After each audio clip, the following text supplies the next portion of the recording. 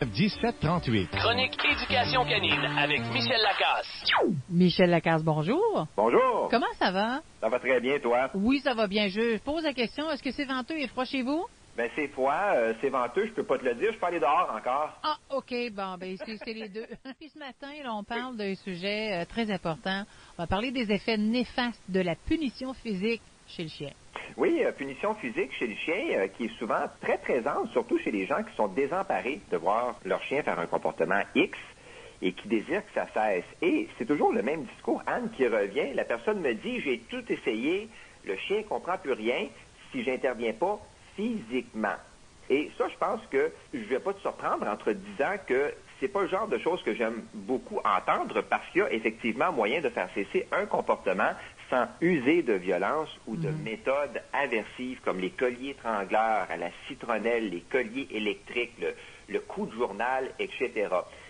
Ce qu'il faut savoir, puis je crois l'avoir déjà dit, là, c'est que la punition, ben, c'est jamais éducatif, en ce sens où ça ne montre pas au chien ce qu'il doit faire. Et si je vais plus loin, même la punition a une particularité, c'est qu'elle ne supprime pas toujours un comportement.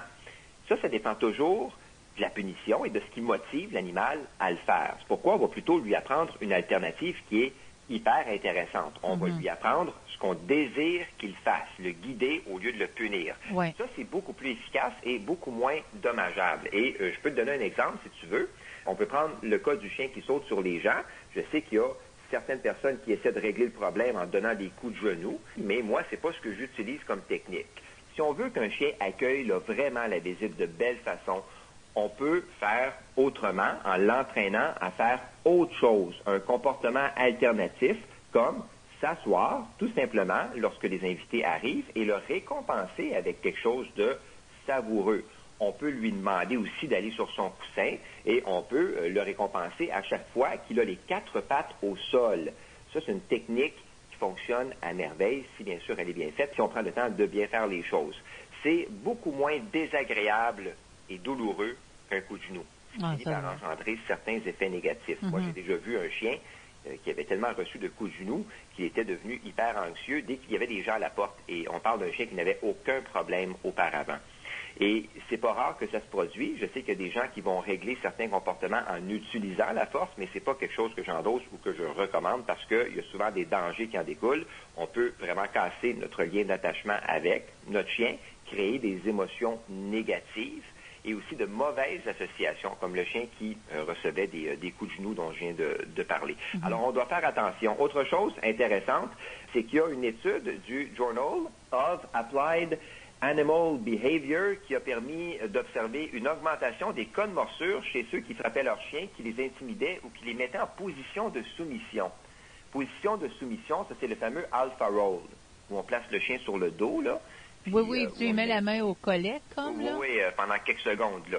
Ça, c'est une technique punitive qui est encore très populaire, malheureusement. Lorsqu'on fait ça, le chien peut paraître plus calme, mais en réalité, là, il fige. Donc, il rentre dans ses réflexes de défense. Puis pendant ce temps-là, son cerveau sécrète des hormones de stress, notamment beaucoup de cortisol. Et le chien devient capable d'apprendre quoi que ce soit, un peu comme l'humain qui serait dans un état d'excitation extrême. Alors oui, le chien peut paraître calme en position de soumission, mais en réalité, là, dans sa tête, c'est tout le contraire qui se produit, alors qu'il essaie de gérer un stress qui est vraiment immense pour lui.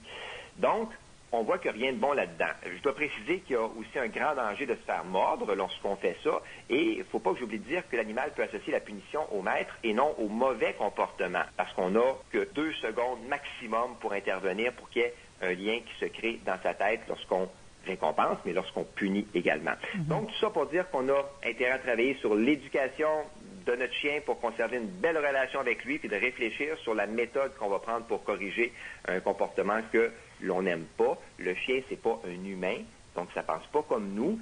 Si on va travailler et qu'en revenant, on s'aperçoit qu'il a mangé un coussin, il faut analyser. Il est vraiment inutile de punir le chien. Il sait plus, lui. Le matin. Oui. Puis il est rendu 6 heures le soir, donc est-ce que le chien va faire l'association? Je pense pas. Alors, si on vient à la base, si on a un chien, c'est d'abord et avant tout pour qu'il nous aime, Oui. sans le laisser faire tout ce qu'il veut. On va le guider en l'éduquant de façon intelligente et positive pour pas, évidemment, briser notre lien avec lui, nuire à la relation. Puis, évidemment, on va renforcer les bons coups, ignorer les autres. On va rediriger puis entraîner des comportements alternatifs. C'est la solution à bien des problèmes et les chances que ça fonctionne sont très élevées lorsqu'on fait ça. Et renforcement positif, comme tu dis, des petites traites, ça fonctionne très bien avec ça. Des petites traites, absolument, ça fonctionne très bien. Souvent, on va travailler au début, lorsqu'on veut modifier un comportement avec un ratio qui est très, très élevé, ça veut dire qu'on va récompenser, mais après ça, on va baisser, évidemment, sur les récompenses. Merci, Michel Lacasse. Ben, c'est moi qui te remercie, Anne. À la semaine prochaine. Puis la semaine prochaine, quand on va se parler, on va être rendu au mois de mars. Ah, ben tant mieux. On est vraiment sur la bonne voie. Oui, merci. Merci, bye-bye. Bye-bye.